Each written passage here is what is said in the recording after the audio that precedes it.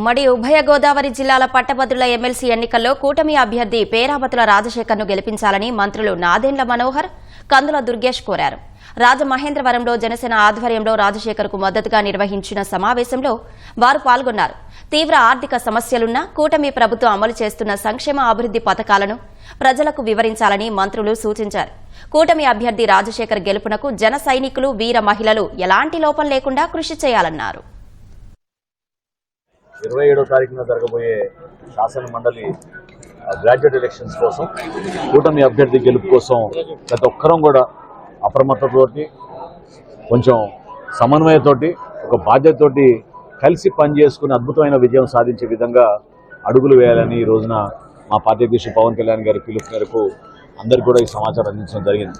ఖచ్చితంగా ఈ 8 నెలల నుంచి కూటమి ప్రభుత్వం గౌరవ ముఖ్యమంత్రి గారి ఆధ్వర్యంలో మా పార్టీ అధ్యక్షులు పవన్ కళ్యాణ్ గారు ఉప ముఖ్యమంత్రిగా చేపట్టిన అనేక చక్కటి కార్యక్రమాలు ప్రజల్లోకి తీసుకువెళ్ళి అద్భుతమైన విజయం సాధించే విధంగా ప్రతి జన సైనికుడు, వీర మహిళ కృషి చేసే విధంగా మీ అందరం కూడా ఒక చక్కటి కార్యాచరణ రూపొందించుకున్నాం.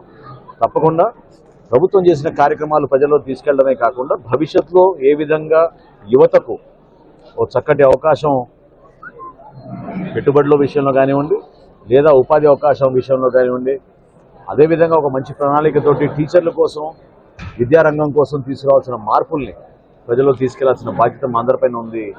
దాన్ని విజయం సాధించేందుకు ముందుకు తీసుకెళ్తాం.